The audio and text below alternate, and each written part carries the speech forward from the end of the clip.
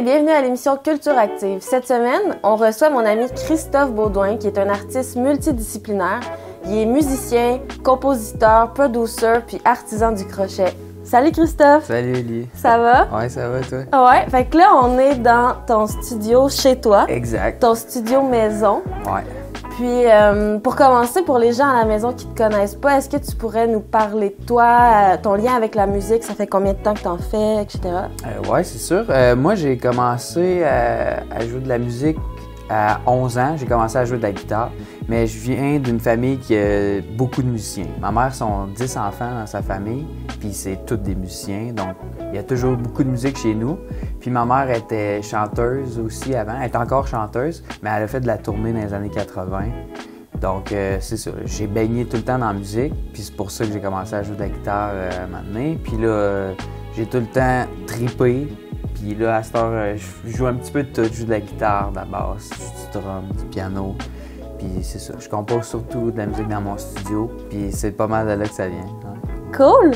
Puis, est-ce que tu as appris par toi-même ou est-ce que tu es un artiste autodidacte ou tu as suivi des cours de musique plus jeune? J'ai jamais suivi de cours de musique ou de guitare ou de rien. J'ai tout le temps appris toute seule. J'ai commencé, j'apprenais avec des partitions. Il y avait les paroles, puis les petites lettres en haut qui disaient les accords, puis c'est comme ça que j'ai appris. Puis pareil pour la basse, drum. J'écoute la musique puis j'essaie de refaire pareil. C'est surtout comme ça que j'ai appris. Ouais. Quand tu as découvert ton style musical à toi? Je pense que ça vient vraiment de mes influences. Puis mes influences, ben, tu sais, quand j'ai commencé à vraiment tripper sur la musique, c'était surtout les années 80. Puis c'est à cause de ma mère qui était une tripeuse du rock années 80. Puis après ça, j'ai découvert les années 70 avec le disco. Puis tout ça, ça se mélange ensemble avec ma passion pour le funk. J'adore la funk music. Puis aussi le jazz. Donc, je pense à ramasser tout ça qui fait mes influences, donc créer un peu mon style. Mais ça, c'est quand même une quête éternelle, je pense, trouver son style, parce que ça varie tout le temps. Oui, absolument. Puis il y a tellement d'artistes aussi qui en font de la musique, ça doit être dur. Mais ça, je pense que c'est dans n'importe quel métier, quand tu es un artiste, d'essayer de faire différent puis trouver son propre style. C'est vraiment pas facile. Mais est-ce que tu pourrais nous parler de... Est-ce que tu fais des spectacles, puis quel genre que tu fais? Ou sinon, je sais que tu en fais ici aussi pour le plaisir ou tu les publies sur les réseaux. Est-ce que tu pourrais nous parler de ça? Oui, exact. Ben moi, je joue avec des bands de cover aussi. OK. Je joue surtout de la guitare dans ces groupes-là, guitare et basse. Puis je chante un peu, fait que je fais des back vocals dans ces groupes-là aussi. OK. Puis sinon, ben moi, ce que j'aime le plus faire, c'est composer de la musique ici dans mon studio. Puis pour toutes sortes d'opportunités, comme de la musique pour des vidéos, pour un film ou des jingles ou des trucs comme ça, c'est ce que j'aime faire. Quand que je suis libre puis que le monde il m'approche parce qu'il aime mon style ou le genre, mais je pense que je suis quand même assez ouvert dans les styles que je fais. Je suis pas juste axé sur le jazz ou le funk, ou j'aime faire un peu de tout. Ouais. Puis aussi, je fais des vidéos sur Internet. J'essaie de faire des montages qui fitent la musique, assez dynamiques.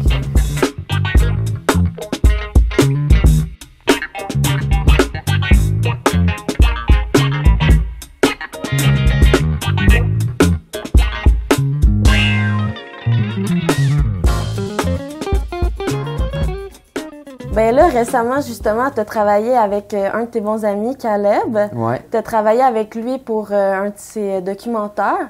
Puis ça, comment tu as aimé ton expérience? J'ai adoré. Ça a été, c'est probablement le projet que je suis plus fier à date. On a fait, Caleb a fait son documentaire, son court-métrage documentaire, puis il m'a demandé de réaliser la musique. Puis je suis allé vraiment pour de la musique plus style film.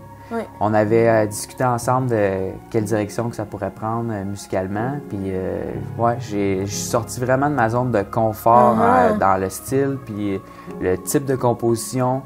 Puis ça a été vraiment le fun.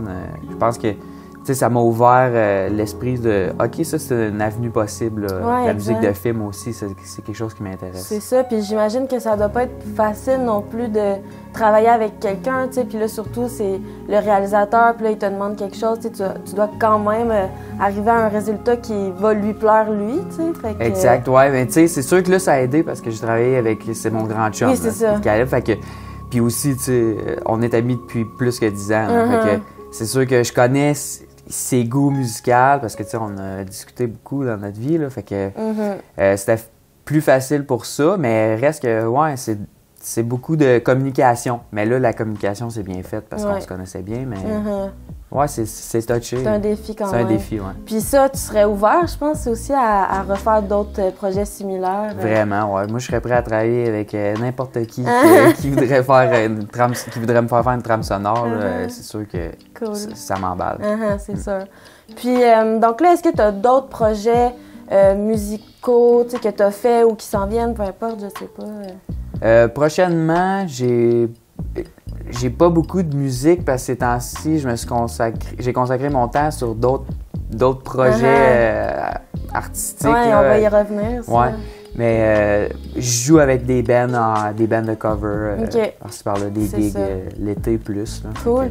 Donc, Christophe, est-ce que tu voudrais nous parler un peu de c'est quoi la réalité d'être un musicien, producer en région?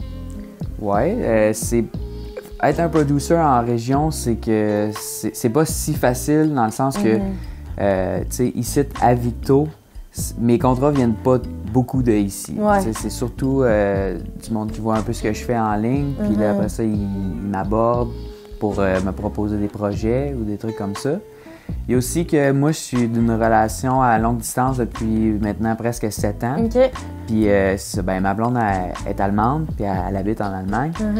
Puis je vais en Allemagne à peu près 3 mois par année. Puis là, je me suis fait des contacts là-bas. Donc, j'ai un petit réseau de contacts avec des producers là-bas. Donc, quand je vais en Allemagne, ben, je fais des sessions studio avec un producer qui s'appelle Plasma. Puis il y a un autre producer qui s'appelle A Boy with a Balloon.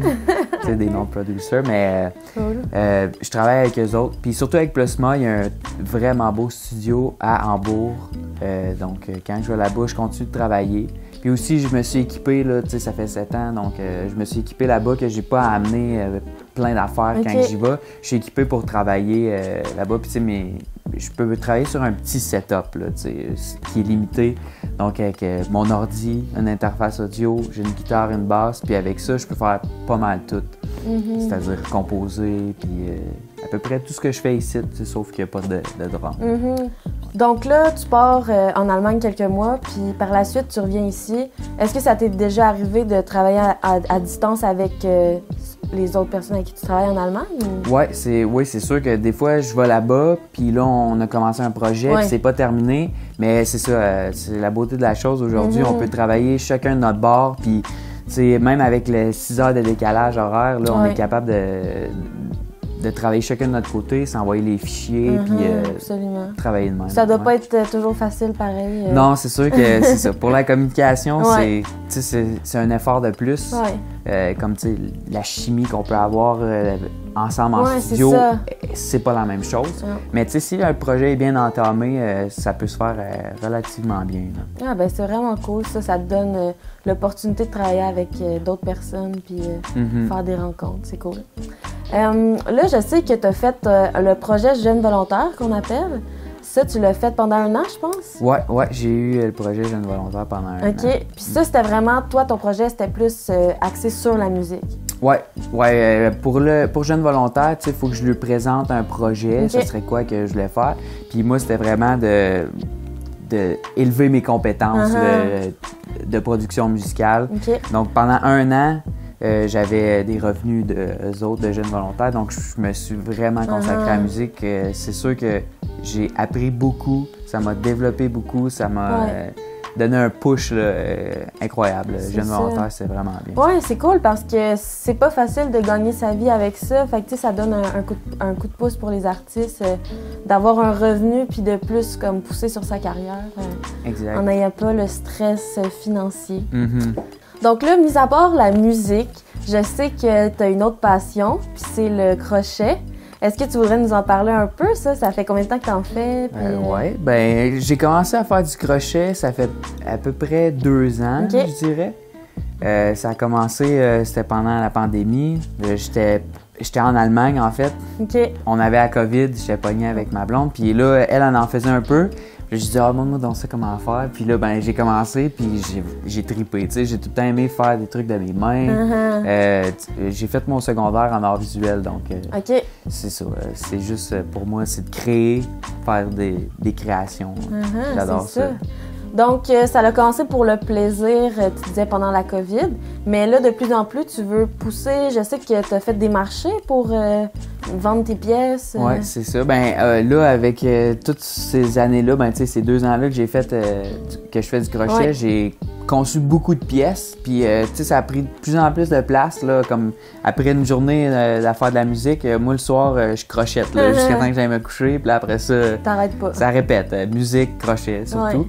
Puis, ben c'est ça. Tu sais, ça vient aussi d'un intérêt pour la mode. J'aime beaucoup la mode. Ouais. Puis là, ben c'est ma façon de faire un peu des pièces de mode. Tu sais, je fais des chapeaux, des chandails, j'ai fait des shorts, des bas. Je fais un peu de tout, là. C'est ça. Mais ouais, maintenant, j'essaie de vendre mes pièces un peu plus. OK. Puis parce que j'ai découvert qu'il y avait de l'intérêt pour ça, tu sais, mes amis, puis là, après ça, famille, puis là, encore plus large. Ouais. Donc, ouais, je mets mes pièces en ligne, puis je fais des petits marchés d'artisans. OK, cool. Fait que t'as ton Instagram où que les gens peuvent aller voir tes morceaux disponibles, parce que là, t'en as beaucoup. Puis, des marchés, est-ce que t'en as d'autres qui s'en viennent? Ou, J'en ai un en mars. OK. Là, j'oublie la date, là, mais début mars, à Sherbrooke, à l'Université de Sherbrooke. Ouais. Cool. Donc, pour les gens à la maison qui aimeraient aller voir ta musique, c'est où qu'on peut regarder ça? Sur YouTube, Instagram et TikTok, sous mon alias Chris Denis. OK, cool. Puis c'est pourquoi ton nom, Chris Denis? Chris Denis, c'est à cause... moi, mon film préféré, étant plus petit, c'était Brice Denis. OK. Donc, c'est pour le rime aussi, Chris Denis. Cool. Puis pour le crochet, les gens peuvent aller voir tes morceaux aussi? Sur ma page Facebook ou ma page Instagram avec mon nom, Hooky Chris. Cool. Ben merci beaucoup, Christophe. Merci, Élie.